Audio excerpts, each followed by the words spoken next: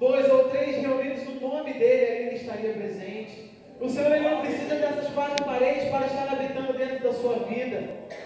O Senhor, ele já habita na sua vida. O Senhor está presente na sua vida. Mas basta nós começarmos a ter intimidade com Deus. E intimidade gera uma palavra que foi falada aqui que marcou muito no meu coração. Intimidade gera arrependimento. Por muitas das vezes estamos dentro da igreja e estamos às vezes pecando. Estamos com um erro diante do Senhor, mas aquele erro ele calejou. Você já viu como um homem ele vai capinar com uma enxada? Eu, se for capinar, meu irmão vai se machucar um pouco, porque eu não estou acostumado com aquilo, mas ele começa a gerar calo. O homem que está acostumado a estar na terra começa a gerar calo. E às vezes o pecado acontece a mesma coisa conosco. Nós começamos a gerar calos espirituais. Nós já não sentimos mais nada. Nós já não sentimos que aquilo é um erro, porque gerou um calo. Mas nessa noite, meu amado, eu quero que você venha lembrar. Você venha lembrar aquilo que às vezes está te atrapalhando a ter intimidade com Deus essa noite. E você venha se arrepender. E você venha ter um arrependimento genuíno com Deus. Porque remorso é uma coisa, arrependimento é outra. Remorso é quando nós viemos aqui na frente, nós choramos. Nós falamos, Senhor, eu não quero mais isso. Senhor, eu quero que isso venha sair da minha vida. Só que amanhã você vai e erra de novo. Isso é um remorso. Mas não, o Senhor está buscando arrependimento. E é isso que Jeremias falava com o povo de Israel. O povo de Israel adorava a Deus? Sim, adorava. Adorava a Deus, mas ela adorava num momento e no outro momento se esquecia de Deus.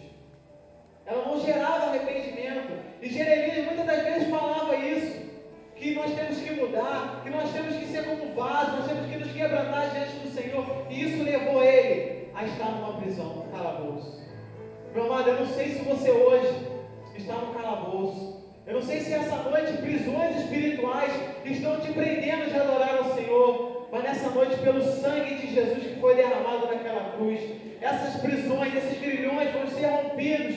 E você vai dar um canto, você vai dar um brado de vitória ao Senhor essa noite. Você vai dar um glória a Deus, porque essa prisão pode te deixar triste. Essa prisão pode te deixar sem esperança. Mas, meu amado, esperança maior está em Cristo. Esperança maior foi pendurado no Calvário, morreu, mas ao terceiro dia ressuscitou. Você imagina aqueles discípulos que tinham intimidade com Deus, vendo Jesus ser crucificado. Como aquele coração não devia ter ficado triste. Como aquele coração dos discípulos não deve ter ficado angustiado. Como Lázaro, que foi ressuscitado por Jesus, vendo o seu próprio Jesus sendo morto.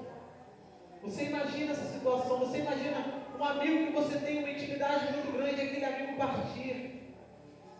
Mas eles tinham fé, eles tinham intimidade, e ficaram presos, e ficaram guardados ali naquele quarto, adorando ao Senhor, até que o Senhor entrou ali. E a primeira palavra que o Senhor falou foi: paz seja convosco. Meu amado, a paz do Senhor vai inundar o seu coração nessa noite. Basta você começar a ter intimidade com Deus. Basta você começar a adorar o nome do Senhor. Basta você começar a colocar a sua fé em ação. Por muitas vezes estamos dentro da igreja simplesmente assistindo o culto, simplesmente vendo o que está acontecendo, simplesmente deixando a oportunidade de adorar ao Senhor. Meu amado, essa noite, você não sabe o que vai acontecer amanhã. Jeremias, ele sentia isso, Jeremias tinha isso no coração. Ele sabia que o momento de pregar a palavra do Senhor era hoje, era aquele momento, porque ele sabia que mais cedo ou mais tarde o calabouço poderia vir sobre a vida dele. Porque o povo de Israel, ele estava ouvindo simplesmente aquilo que agradava o coração deles. Jeremias, ele fala uma palavra para Israel, e os outros profetas iam e tiravam aquela palavra. Não, Jeremias, você está louco falando isso? Essa palavra é muito pesada, isso vai entristecer o povo. E o povo dava ouvido às palavras que amaciavam o coração deles, mas esqueciam na esperança que tinham em Cristo. E Daniel, aconteceu isso com ele, ele teve uma sentença de morte, de ser lançado na cova dos leões. E eu acho muito interessante que a palavra do Senhor, ela foi se confirmando desde o início. Desde o início ela foi se confirmando. E Daniel, quando ele ia ser jogado na cova dos leões, a primeira coisa que ele fez não foi rejeitado. Às vezes Deus vem com uma luta sobre a nossa vida, permite que venha uma luta sobre as nossas vidas, e nós falamos: isso não é de Deus. Deus não vai permitir que isso venha acontecer na minha vida.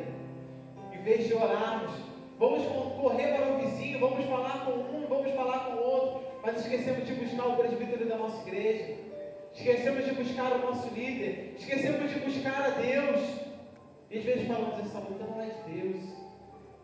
Mas Daniel, ele sabia que aquele momento ia chegar sobre a vida dele, mas ele também sabia que esse momento ia passar.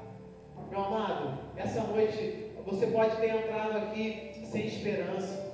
Você pode ter entrado aqui sem esperança de adorar ao Senhor mais, sem esperança mais de buscar ao Senhor, sem esperança mais de ganhar o seu marido para o Senhor, sem esperança mais de ver o seu filho louvando na casa do Senhor, sem esperança de ter aquele emprego que você tanto anseia. Às vezes você entrou aqui sem esperança. Às vezes você entrou aqui seco, como um deserto.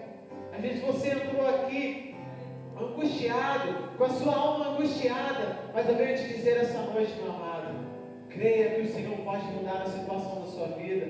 Pois Deus mudou a situação de Daniel, Deus mudou a situação de Jeremias, e Deus vai mudar a sua situação. Deus mudou a minha vida. Quantas pessoas aqui foram resgatadas pelo Senhor? Quantas pessoas aqui tiveram a sua vida mudada? Eu quero que você reflita um pouco aonde você estava. Que prisões que elas estavam te prendendo? Será que eram drogas? Será que era uma prisão de pecado? Será que era uma prisão de bebida? Será que era uma prisão de prostituição? E olha onde você está aqui hoje. Aleluia, Deus! Chega lá, bastura e canta lá, balaias. Olha onde você está, meu amado. E às vezes nós desviamos o foco. Às vezes nós paramos de prestar atenção. Como Pedro foi encontrar-se com Jesus ali no meio do mar. A ousadia de Pedro de falar, se tu és Jesus, se tu és Deus, manda-me ter contigo sobre as águas. E ele vai, ele começa a caminhar, mas ele perdeu o foco. Ele sentiu muitas das vezes o vento batendo no seu rosto. Ele pode ter sentido uma gota d'água batendo nos seus pés. E às vezes acontece isso dentro da nossa vida. Nós perdemos o foco. Nós esquecemos que Deus é o Deus que cura. Nós esquecemos que Deus é o Deus que faz milagre. Nós esquecemos que Deus é o Deus que batiza com o Espírito Santo. Mas Rafael, precisa ter uma festa? Será que precisa vir uma pessoa de fora? Será que precisa vir o irmão Rafael aqui e pregar sobre fé? E pregar que Deus pode mudar a sua situação? Muitas das vezes damos credibilidade às pessoas que vêm de fora e não damos credibilidade às pessoas que estão aqui dentro da casa de Deus. Isso Deus tem batido forte ao meu coração. Muitas das vezes queremos ouvir aquele louvor que nós queremos ouvir. Esquecemos que Deus quer falar da maneira que Ele quer. Mas Rafael, você vai pregar sobre esperança.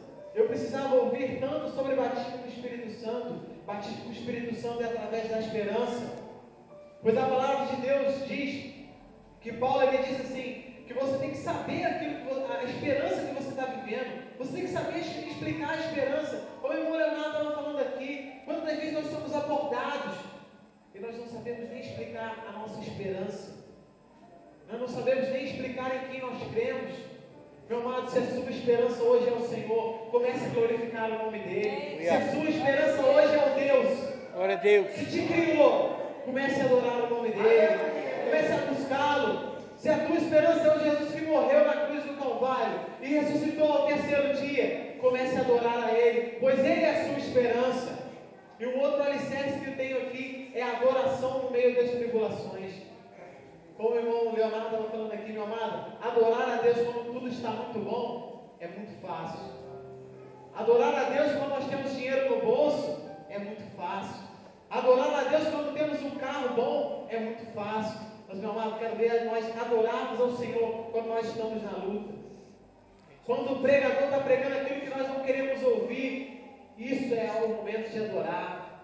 Isso é o momento de buscar ao Senhor. É o momento de glorificar. Não pare de adorar ao Senhor em meio às tribulações. Pedro, ele começou a olhar os problemas e parou. Não perca o alvo essa noite. O seu alvo é adorar ao Senhor. Muitas das vezes, quando estamos ouvindo a palavra do Senhor, o inimigo nos faz lembrar da novela. O inimigo nos faz lembrar do programa que vai acontecer depois que nós vamos estar aqui na igreja. Começa a nos lembrar na segunda-feira, o dia de trabalho, e nós perdemos o alvo dentro da casa do Senhor. Meu amado, se o teu alvo é adorar o Senhor, comece a glorificar o nome dEle. Se o teu alvo é buscar ao Senhor, se o teu alvo é adorar ao Senhor, mesmo na tribulação, mesmo no deserto, mesmo que você não tenha dinheiro, mesmo que falte o alimento na sua casa, adore, adore, adore, adore ao Senhor essa noite. Não se importa com o que está acontecendo, meu amado. Adore ao Senhor. Pedro e Silas, Paulo e Silas estavam ali na prisão. E eles tiveram uma ideia: vamos adorar o Senhor? Então tá, você canta e eu prego. E muitas vezes nós não fazemos isso. Nós estamos dentro das prisões, dentro de prisões que estão prendendo a gente, uma prisão espiritual, sim. O pecado às vezes está vindo sobre as nossas vidas. Às vezes a nossa vida financeira está nos prendendo. Às vezes a oportunidade que às vezes você não tem na igreja. Quantas vezes isso acontecia comigo? Eu estava aqui sentado, eu falava: Senhor, eu queria tanto ser um dirigente de mocidade. E aquilo me prendia. Senhor, eu queria tanto dar uma glória a Deus mais alto, e aquilo me prende. E às vezes você está esperando o irmão do lado glorificar o Senhor para você adorar, e isso te prende. Às vezes estamos dentro da casa do Senhor, presos espiritualmente.